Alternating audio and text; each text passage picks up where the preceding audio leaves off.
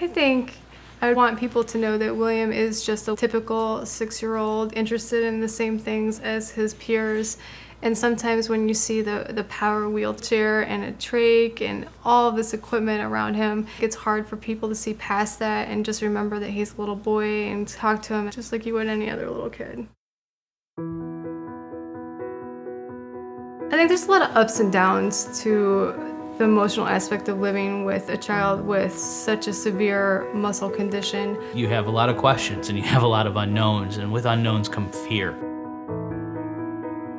These are the Whistons, a loving family that fights for their son every day. A push to win that fight was instilled in a Medical College of Wisconsin doctor more than 20 years ago through a childhood friendship.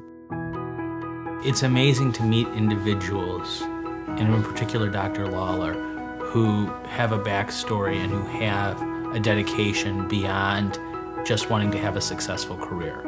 His goal is to help people, and that's different than just treating them. I was fortunate to have the opportunity to interact with a family growing up named the Tuckers. They had a son named Peter with muscular dystrophy, and he and I became very close friends until he passed away when I was about 24.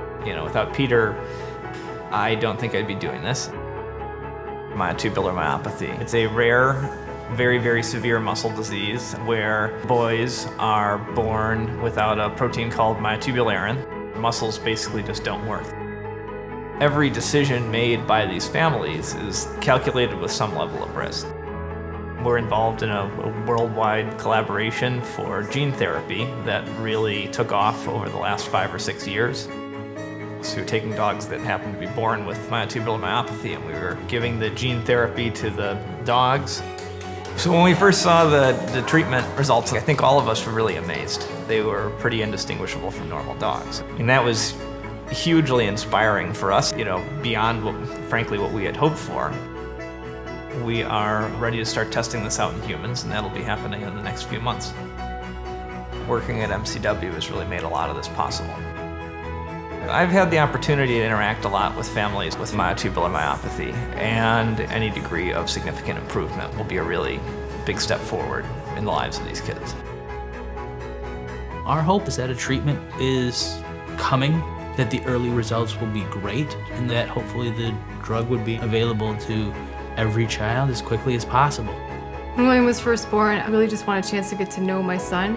And now that he's 6, I really gotten to know his personality, and he's funny and smart and stubborn.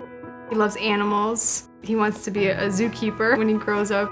I'd really just like to have as much time with him as possible, and the longer that we can keep him healthy and doing well, the better.